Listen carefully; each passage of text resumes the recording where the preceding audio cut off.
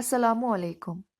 आज हम अपने बजट पेपर को आगे बढ़ाते हुए एक बहुत ही इम्पॉर्टेंट टॉपिक पे डिस्कस करेंगे।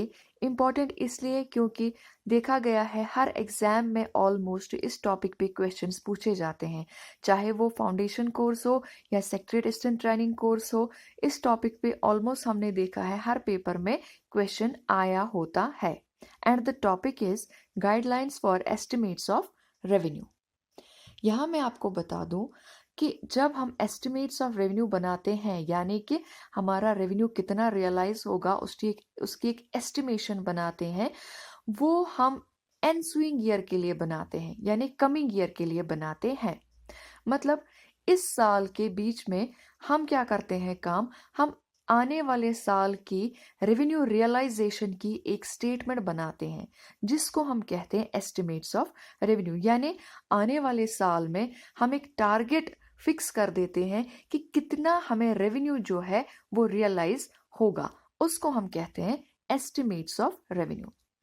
एस्टिमेट्स ऑफ रेवेन्यू जो है वो, जैसे मैंने आपको बताया, टारगेटेड होता है या एस्टिमेटेड होता है। दैट मीन्स एक्चुअल्स तो हमें पता होंगी नहीं, बिकॉज हम नेक्स्ट ईयर के लिए ये बनाते हैं। नेक्स्ट ईयर में कितना हमें रेवेन्यू आएगा हमें कहाँ से पता होगा अभी। तो हम क्या करते हैं, हम वो टारगेट पे बना देते हैं, यानी कि एक एस्टिमेशन, एक अंदाजा लगा के बना देते हैं। और एस्टिमेट्स ऑफ रेवेन्यू जो है वो 3 टाइप्स के होते हैं: ओरिजिनल एस्टिमेट्स, रिवाइज्ड एस्टिमेट्स और फाइनल एस्टिमेट्स। ठीक।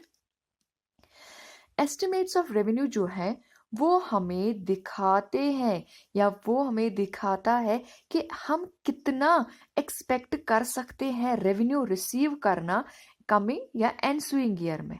ठीक, यानी जो आने वाला साल है उसमें हमारी रेवेन्यू रियलाइजेशन कितनी होगी, किस चीज के अंडर कितना हम कमा सकते हैं इन द सेंस कि हमारा रेवेन्यू कितना रियलाइज होगा, कितना आएगा, किस हेड के अंदर, किस चीज के अंदर।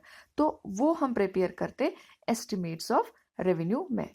अब जब में हम एस्टिमेट्स ऑफ रेवेन्यू प्रिपेयर कर रहे होते हैं तो हमें कुछ गाइडलाइंस को फॉलो करना पड़ता है। तो वो गाइडलाइंस क्या है, चलिए हम देखते हैं। जो डिमांड होती है रेवेन्यू की, जैसे मैंने आपको अभी बताया, वो फोरकास्टेड होती है, यानी टारगेट्स पे डिपेंड होती है, हमारे पास एक्चुअल्स नहीं होते। ठीक। अब जो हमने डिमांड बनाई है वो फॉल नहीं होनी चाहिए एरियर्स में। मतलब कि जितना हमने बजट टारगेट फिक्स किया, जितना हमने रेवेन्यू टारगेट फिक्स किया, सपोज हमने फिक्स किया किसी हेड के अंडर 10 करोड़, ठीक, तो वो 10 करोड़ ना सही एटलीस्ट 9 तक हम रियलाइज करने चाहिए। ऐसा नहीं होना चाहिए कि 10 के बदले हमें 2 करोड़ ही रियलाइज हुए।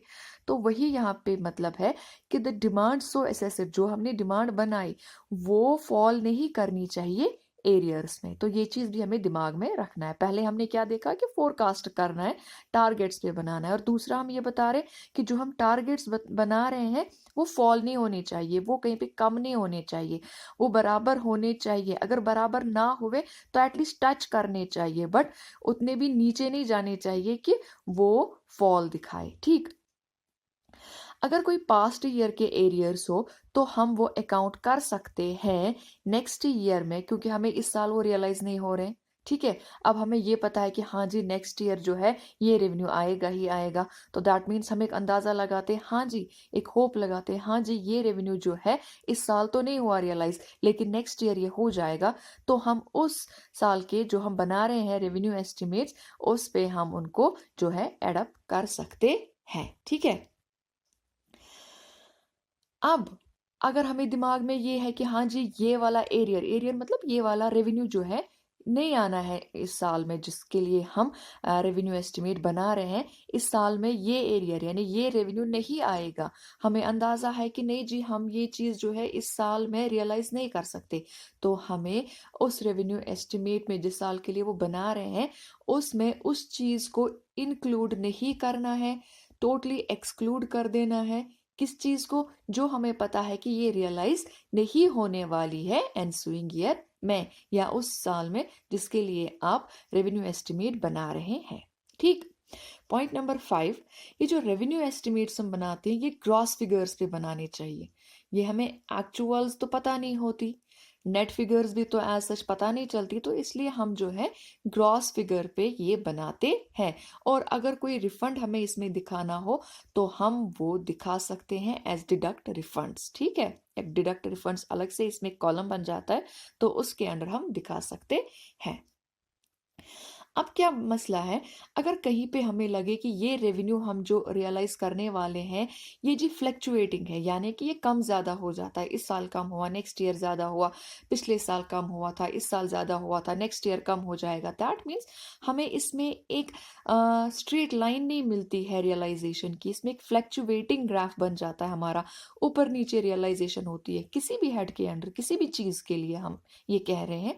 तो उस टाइम पे हम उस चीज़ का रेवेन्यू एस्टिमेट कैसे बनाए, ये तो फ्लक्चुएटिंग होता है, इसकी तो ऊपर नीचे हो रही है लाइन, यानी कि ऊपर नीचे जा रहा है, कभी ज़्यादा एस्टिमेट्स इसका जो हमने बनाया होता है कभी ज़्यादा वो रियलाइज हो जाता है, रियलाइज हो जाना मतलब आना, ठीक है, हमें मिलना, ज़्यादा रेवेन्यू रियलाइज हो जाता है कभी कम हो जाता है। तो हमें उस टाइम पे क्या करना चाहिए, लास्ट 3 इयर्स के इस अकाउंट के अंडर जो हमारी हमने बनाई होगी अप्रॉक्सीमेशन, उसको अकाउंट में लेना चाहिए, यानी उसको बेस लेना चाहिए। ठीक है, जो हमारे पिछले लास्ट 3 ईयर के रेवेन्यू एस्टिमेट्स होंगे इस अकाउंट के लिए, इस हेड के लिए, तो उन्हें हमें बेस लेना चाहिए यहाँ पे। और जो इस साल के लिए सैंक्शनड एस्टिमेट्स हमारे इस हेड के लिए, किस हेड के लिए, जो कि फ्लैक्चुएटिंग है, उस हेड के लिए जो हमारे प्रेजेंट यानी करंट साल के एस्टिमेट सैंक्शन हुए होंगे उनको भी हम बेस के तौर पे इस्तेमाल कर सकते हैं, प्लस लास्ट 3 इयर्स के जो एक्चुअल्स हमारे पास फिर होते हैं उनको बेस बनानी पड़ती है। आई बात समझ? That means in case of fluctuating receipts जो हमारी टारगेट होती है, हमारा अप्रोक्सीमेशन होता है, वो बेस्ड होता है लास्ट 3 इयर्स के एक्चुअल्स पे, एज वेल एज जो करंट ईयर का एक्चुअल आपको मिला होगा, सैंक्शनड एस्टिमेट मिला होगा, उसके बेसिस पे हम उनका जो है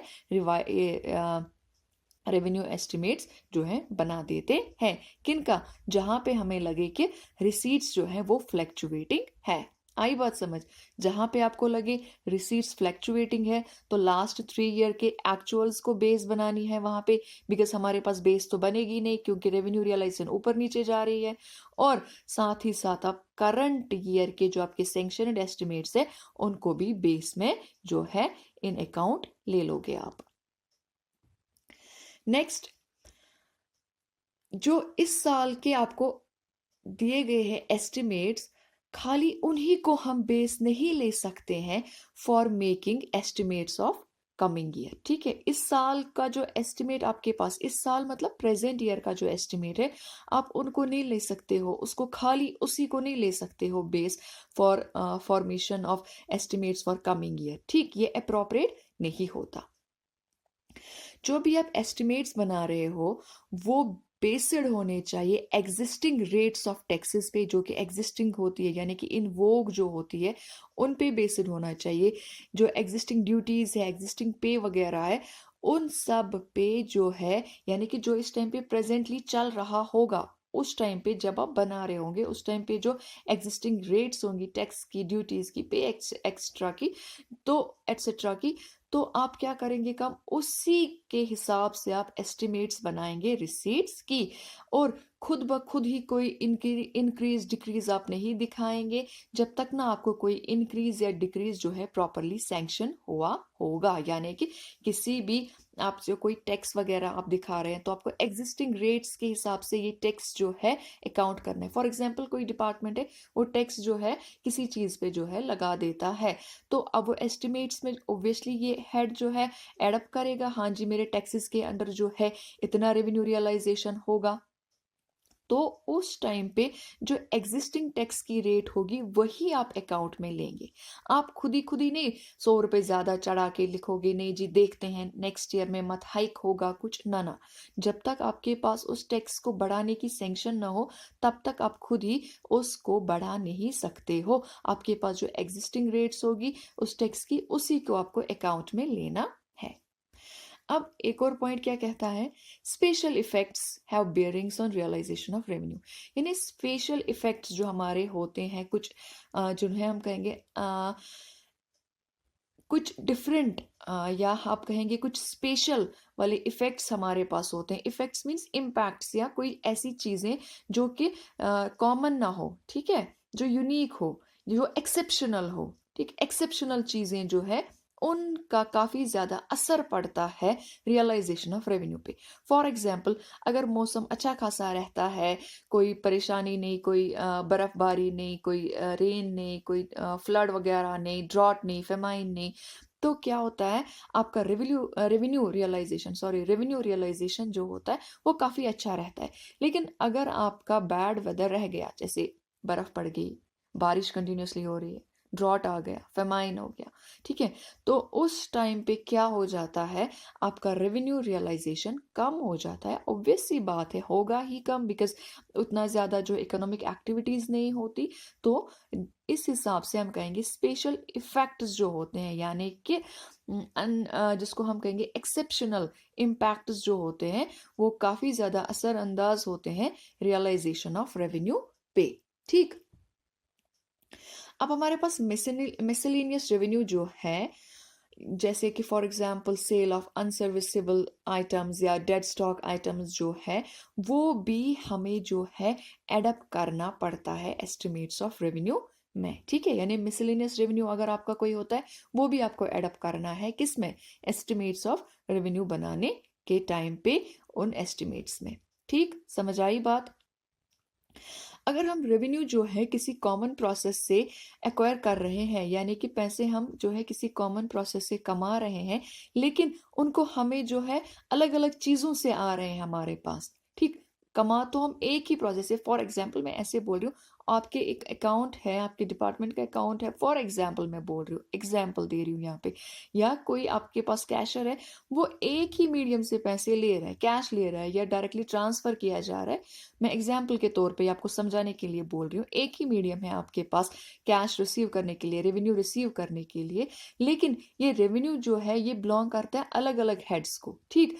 तो आपको क्या है, प्रॉपरली इस रेवेन्यू को क्लासिफाई करना है under proper head while forming the revenue estimates, ठीक है? जब आप रेवेन्यू एस्टिमेट्स बनाएंगे, तब जो आपने ये रेवेन्यू लिया है, ये जो आपने रियलाइजेशन की है थ्रू कॉमन प्रोसेस, इसको आपको प्रॉपरली अपॉर्चुनेट करना है, यानी क्लासिफाई करना है अलग अलग हेड्स के अंडर, जिस जिस हेड के अंडर वो बिलोंग करे।